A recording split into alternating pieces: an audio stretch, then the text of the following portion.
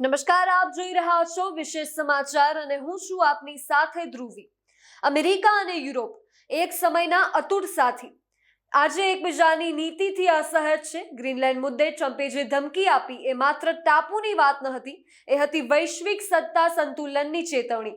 પરંતુ હવે અચાનક ટ્રમ્પના સ્વરમાં નરમાઈ દેખાઈ રહી છે અને પ્રશ્ન એ ઊભો થાય છે કે શું ટ્રમ્પ યુરોપના દબાણ સામે ઝૂક્યા છે કે પછી અંદરખાને અમેરિકાની તાકાત ખસતી હોવાનો ભય સતાવી રહ્યો છે.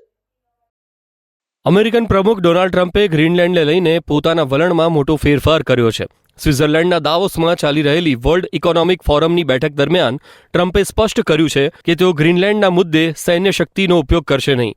આ સાથે જ તેમણે યુરોપિયન દેશો પર ટેરિફ લાદવાની આપેલી ધમકી પણ હાલ પૂરતી પાછી ખેંચી લીધી છે. ટ્રમ્પના ભાષણના એક દિવસ પહેલા દાવોસમાં કેનેડાના પીએમ માર્ક કાર્નીએ કહ્યું, અમેરિકાનું વર્ચસ્વ હતું, પરંતુ હવે આ વ્યવસ્થા ટકવાની નથી. અમેરિકાની જૂથબંધીથી બાકીના દેશો વધુ ગરીબ અને નબળા પડી જશે. ઓછા તાકતવર દેશોએ પોતાના જેવી વિચારધારા ધરાવતા પાર્ટનર્સ સાથે ગઠબંધન બનાવવું જોઈએ. એવામાં અટકળો લગાવવામાં આવી રહી છે કે દુનિયાના 80 દેશોમાં 750થી વધુ મિલિટરી બેઝ રાખનારા અમેરિકાને પોતાનો દબદબો ઓછો થવાનો ખતરો છે. અમેરિકાને લાગે છે કે રશિયા અથવા ચીન તેની જગ્યા લઈ શકે છે. ખરેખર ચીન અને રશિયાને પોતાની ગ્લોબલ પોઝિશન મજબૂત કરવાની તક મળી રહી છે. આ દેશો નવા એલાયન્સ અને અન્ય ગ્લોબલ ઓર્ડર બનાવવાની કોશિશ કરી રહ્યા છે. દુનિયા એક એવી સિસ્ટમ તરફ વધી રહી છે જે અમેરિકાનો ગ્લોબલ ઓર્ડર ન હોય અને દેશ પોતાનું હિત જોઈ શકે. તાજેતરમાં આવેલા પેન્ટાગોનના રિપોર્ટમાં ચીન અને અમેરિકાની નેશનલ સિક્યોરિટી સ્ટ્રેટેજી 2025માં રશિયાને ખતરો ગણાવતા તેમના પર નજર રાખવાની વાત કહેવામાં આવી છે. ટ્રમ્પના વલણથી નાટો અને યુરોપિયન યુનિયનના દેશો નારાજ છે. તેઓ આને દબાણ અને બ્લેકમેલની રાજનીતિ ગણાવી રહ્યા છે. અમેરિકા અને પશ્ચિમી દેશોનું ગઠબંધન એટલે કે વેસ્ટર્ન એલાયન્સ પણ નબળું પડી રહ્યું છે. 21 જાન્યુઆરીએ ટ્રમ્પના ભાષણ બાદ યુરોપિયન સંસદે યુરોપિયન યુનિયન અમેરિકા ટ્રેડ ડીલનું કામ રોકી દીધું છે, કારણ કે ટ્રમ્પે પોતાના ભાષણ દરમિયાન ઘણીવાર ગ્રીનલેન્ડને લઈને કમેન્ટ કરી. એક દિવસ પહેલા દાવોસમાં જ ફ્રાન્સના રાષ્ટ્રપતિ એમ્યુનલ મેક્રોને કહ્યું, નવા ટેરિફ લાદવામાં આવી રહ્યા છે. આ વાત બિલકુલ મંજૂર કરી શકાય એમ નથી, ખાસ કરીને જ્યારે આ ટેરિફનો ઉપયોગ કોઈ દેશની જમીન અને સંપ્રભુતા પર દબાણ બનાવવા માટે કરવામાં આવે. ટ્રમ્પની ગ્રીનલેન્ડના કબજા કરવાની જીદે દુનિયાભરમાં એન્ટી ટ્રમ્પ સેન્ટિમેન્ટને વધારી દીધું છે. હવે આ માત્ર ગ્રીનલેન્ડ કે ડેનમાર્કનો મુદ્દો રહ્યો નથી, પરંતુ ટ્રમ્પની અમેરિકા ફર્સ્ટની પોલિસીને સામ્રાજ્યવાદની જેમ જોવામાં આવી રહી છે. હવે અહીં આપને જણાવી દઈએ કે ગ્રીનલેન્ડ ડેનમાર્કનો ભાગ છે. ડેનમાર્ક નાટોમાં સામેલ યુરોપિયન દેશમાંનો એક દેશ છે. નાટોના આર્ટિકલ 5 મુજબ કોઈ એક દેશ પર હુમલો પૂરા નાટો દેશો પર હુમલો માનવામાં આવશે. નાટો દેશોએ ગ્રીનલેન્ડમાં ફોર્સ મોકલી છે. ડેનમાર્કે આશરે 150 સૈનિક તૈનાત કર્યા છે. ત્યાં જ Norway, Finland, Sweden, Germany, France, Netherland અને બ્રિટન જેવા નાટો દેશોએ પણ સૈનિકો મોકલ્યા છે. યુએન ચાર્ટરમાં પણ કહેવામાં આવ્યું છે કે યુદ્ધની સ્થિતિઓ વિના કોઈ સંપ્રભુ દેશ પર એકતરફી હુમલો કરીને કબજો કરવો ગેરકાયદે છે. વેનેઝુએલા પર ટ્રમ્પે પોતાની કાર્યવાહી પાછળ ડ્રગ્સની તસ્કરી અને અમેરિકામાં ઘૂસણખોરીનો આરોપ લગાવ્યો હતો. ગ્રીનલેન્ડમાં એવી સ્થિતિ નથી. જોકે ટ્રમ્પ ઘણીવાર કહી ચૂક્યા છે કે ગ્રીનલેન્ડ પર રશિયા અથવા ચીન કબજો કરી શકે છે, જે અમેરિકાની નેશનલ સિક્યોરિટી માટે ખતરો છે. આ સિવાય ગ્રીનલેન્ડની રક્ષાને લઈને અમેરિકા અને ડેનમાર્ક વચ્ચે 1951માં એક સમજૂતી થઈ છે. આ મુજબ ડેનમાર્ક સામ્રાજ્ય અને ગ્રીનલેન્ડની સંપ્રભુતાને અમેરિકા માન્યતા આપે છે. નાટો 32 દેશોનું સૈન્ય સંગઠન છે, જ્યારે યુરોપિયન યુનિયનમાં 27 દેશો છે, જેમાંથી 4 દેશો ઓસ્ટ્રિયા, સાયપ્રસ, આયર્લેન્ડ, માલ્ટાને છોડી દઈએ તો બાકીના 23 દેશો નાટોનો ભાગ છે.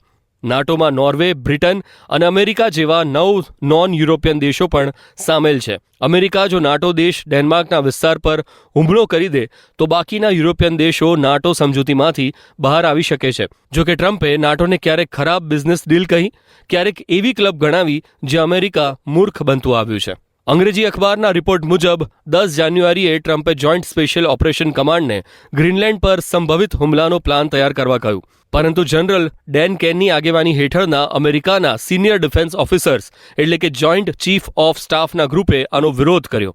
અમેરિકી think tank council on foreign relations મુજબ ગ્રીનલેન્ડ પર ટ્રમ્પની પોલિસીને લઈને તેમનો અમેરિકામાં જ વિરોધ થઈ રહ્યો છે, કારણ કે આનાથી યુરોપિયન દેશો સાથે સંબંધો બગડશે, જેની ટ્રેડ પર અસર પડશે અને અમેરિકાને અબજો ડોલરનું નુકસાન થશે. રોયટર્સ ઇપ્સોસના એક સર્વેમાં જાણવા મળ્યું છે કે ટ્રમ્પના ગ્રીનલેન્ડ કબજાના વિચારને માત્ર 70% અમેરિકીઓ સપોર્ટ કરે છે. ડેમોક્રેટ અને રિપબ્લિકન બંને પાર્ટીના મોટાભાગના લોકો આનો વિરોધ કરે છે. રિપબ્લિકન પાર્ટીના દિગ્ગજ નેતા મિચ મેકોનલે ચેતવણી આપી છે કે ગ્રીનલેન્ડ પર કબજો કરવાની કોશિશ અમેરિકાના સહયોગીઓનો ભરોસો તોડી દેશે અને આ રણનીતિક આત્મઘાતી પગલું હશે. દેશમાં છેલ્લા થોડાક સમયથી વિવિધ એરલાઇન્સ કંપનીઓને પણ બોમ્બની ધમકી મળી રહી છે. શરૂઆતમાં આ ધમકીઓ માત્ર કેટલીક ઉડાન પૂરતી જ મર્યાદિત હતી, પરંતુ જે બાદ દરરોજ આ સંખ્યામાં વધારો થયો છે, જેના કારણે એરલાઇન્સ કંપનીઓ પણ અકળાય છે અને મુસાફરો પણ મૂંઝાય છે કે ફ્લાઇટ્સમાં મુસાફરી કરવી કે નહીં. વળી સરકારે આ ધમકી ભર્યા કોલના આંકડા આપ્યા છે જે ચોંકાવનારા છે. આવો જોઈએ સ્પેશિયલ રિપોર્ટમાં. ભારતમાં છેલ્લા 2 વર્ષોમાં નકલી બોમ્બની ધમકીના કિસ્સાઓ સતત વધતા જઈ રહ્યા છે, જે પ્રવાસીઓને અને સુરક્ષા એજન્સીઓને મોટી મુશ્કેલીમાં મૂકી રહ્યા છે. 22 જાન્યુઆરી પહેલાની વાત કરીએ તો દિલ્હીથી પુણે આવી રહેલી ઇન્ડિગોની ફ્લાઇટ 6E2608 ને સાંજે બોમ્બની ધમકી મળી. પુણે એરપોર્ટ પર લેન્ડિંગ પછી સુરક્ષા એજન્સીઓએ વિમાનની સંપૂર્ણ તપાસ કરી, પરંતુ કોઈ વિસ્ફોટક મળ્યો નહીં. ફ્લાઇટના ટોયલેટમાં ટિશ્યુ પેપર પર હાથથી લખેલી એક નોટ મળી હતી, જેમાં ફ્લાઇટમાં બોમ્બ હોવાની વાત લખેલી હતી. 18 જાન્યુઆરીના રોજ દિલ્હીથી બાગડોગરા જઈ રહેલા વિમાનનું લખનૌમાં ઇમરજન્સી લેન્ડિંગ કરવામાં આવ્યું હતું. એટીસીને ફ્લાઇટમાં બોમ્બ હોવાની સૂચના મળી હતી. વિમાનના બાથરૂમની અંદર એક નેપકિન પર ધમકી લખેલી મળી હતી, જેમાં લખ્યું હતું પ્લેનમાં બોમ્બ છે. એક મુસાફરને આ નેપકિન દેખાયું તો તેણે તેની જાણ ક્રૂ મેમ્બરને કરી. બાદમાં વિમાનને તાત્કાલિક લખનૌ ડાયવર્ટ કરવામાં આવ્યું. 2 ડિસેમ્બરે કુવૈત હૈદરાબાદ ઇન્ડિગો ફ્લાઇટને બોમ્બથી ઉડાવી દેવાની ધમકી મળી હતી, જ્યારે 12 નવેમ્બરે મુંબઈ વારાણસી ફ્લાઇટને બોમ્બથી ઉડાવી દેવાની ધમકી મળી હતી. આ ઉપરાંત 14 થી 20 ઓક્ટોબર 2025 સુધી 90 કરતાં વધારે વિમાનોને ધમકી મળી હતી, જેના કારણે 200 કરોડથી વધુનું નુકસાન થયું હતું. નાગરિક ઉડ્ડયન મંત્રાલયે સંસદમાં રજૂ કરેલા આંકડાઓ મુજબ ઓગસ્ટ 2022 થી 14 નવેમ્બર 2024 વચ્ચે 1148 નકલી બોમ્બની ધમકીઓ મળી છે. આ ધમકીઓ મોટાભાગે કોલ અથવા મેસેજ દ્વારા આપવામાં આવી છે, જે હવાઈ મુસાફરીને અસર કરે છે. નાગરિક ઉડ્ડયન મંત્રીનું કહેવું છે કે માત્ર 2024માં જ 11 મહિનાઓમાં 999 નકલી બોમ્બની ધમકીઓ મળી આવી છે, જેનો અર્થ એ છે કે દર મહિને આશરે 90 થી વધુ મામલાઓ પ્રકાશમાં આવ્યા છે. આ મામલાઓને કારણે હવાઈ મુસાફરી દરમિયાન મુસાફરોને ભારે મુશ્કેલીનો સામનો કરવો પડી રહ્યો છે. બોમ્બની ધમકી મળતા જ સુરક્ષા તપાસ શરૂ થાય છે, જેનાથી ફ્લાઇટ મોડી પડે છે અને મુસાફરોને તેમના ગંતવ્ય પર પહોંચવામાં વિલંબનો સામનો કરવો પડે છે. આ ધમકીઓ પર કાબૂ મેળવવા માટે સરકાર દ્વારા કડક પગલાં લેવામાં આવી રહ્યા છે. જાન્યુઆરી 2024 થી નવેમ્બર 2024 સુધીમાં આવા કેસોમાં 256 એફઆઈઆર દાખલ કરી છે અને 13 લોકોની ધરપકડ કરવામાં આવી છે. ખાસ કરીને 14 ઓક્ટોબરથી 14 નવેમ્બર 2024 દરમિયાન 163 એફઆઈઆર નોંધવામાં આવી છે, જે નકલી ધમકીઓની ગંભીરતા દર્શાવે છે. એક ડોમેસ્ટિક ફ્લાઇટ્સનો કાર્યક્રમ ખોરવાતા અંદાજે રૂપિયા 1.5 કરોડનું નુકસાન થાય છે, જ્યારે આંતરરાષ્ટ્રીય ફ્લાઇટ્સ પાછળનો આ ખર્ચ અંદાજે 5 થી 5.5 કરોડ થાય છે. આમ ડોમેસ્ટિક અને આંતરરાષ્ટ્રીય ફ્લાઇટ્સ ખોરવાતા સરેરાશ 3.5 કરોડનો ખર્ચ થાય છે અને 170 થી વધુ ફ્લાઇટ્સનો કાર્યક્રમ ખોરવાતા એરલાઇન્સ ઉદ્યોગને અંદાજે 600 કરોડથી વધુનું નુકસાન થયું હોવાનું માનવામાં આવે છે. ઇન્ડિગોને મળેલી ધમકીમાં લખનૌથી પુણે, હૈદરાબાદથી જેદ્દા, ઇસ્તાનબુલથી મુંબઈ, દિલ્હીથી દમામ, બેંગલુરુથી જેદ્દા, ઇસ્તાનબુલથી દિલ્હી, કોઝિકોડથી જેદ્દા અને દિલ્હીથી જેદ્દા જતી ફ્લાઇટ સામેલ હતી. ધમકીઓના પ્રતિસાદમાં એરપોર્ટ પ્રશાસને પ્રવાસીઓની સુરક્ષા સુનિશ્ચિત કરવા સ્થાપિત સલામતી ધોરણોનું પાલન કર્યું હતું. વધુમાં એક ઇન્ડિગોની મુંબઈ ફ્લાઇટ જ્યારે શ્રીનગર આંતરરાષ્ટ્રીય એરપોર્ટ પર પહોંચવાની હતી તે સમયે જ બોમ્બની ધમકી મળી હતી. આ તમામ ધમકીઓ બનાવટી હોવા છતાં ભારતીય સિવિલ એવિએશન મંત્રીએ સંભવિત જોખમોને ધ્યાનમાં રાખીને આવી બાબતોને ગંભીરતાથી લેવાની સૂચના આપી હતી. દરમિયાન ભારત સરકાર નાગરિક ઉડ્ડયન અધિનિયમની સલામતી સામે ગેરકાયદેસર કાયદાઓના દમનમાં સૂચિત સુધારા સાથે બોમ્બની ધમકીઓ સામે કડક કાયદાકીય પગલાં લેવાની યોજના બનાવી છે.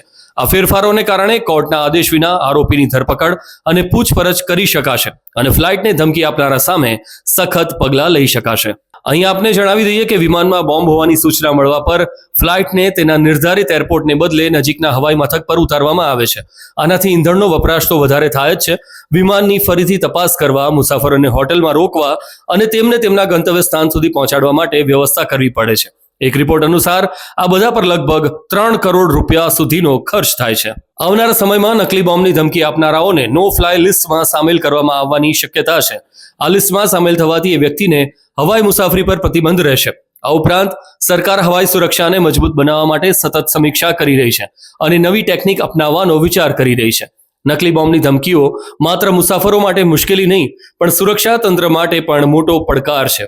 આ ધમકીઓમાંથી સાચા અને નકલી વચ્ચે ભેદ કરવો મુશ્કેલ હોવાથી દરેક કિસ્સાને સંપૂર્ણ સાવધાનીથી હેન્ડલ કરવું પડે છે. આથી આવા કિસ્સાઓને નિયંત્રિત કરવા કડક કાયદા અને ટેકનોલોજી આધારિત પગલાંના અમલથી નિકાલ લાવવા સરકારના પ્રયત્નો નોંધપાત્ર છે.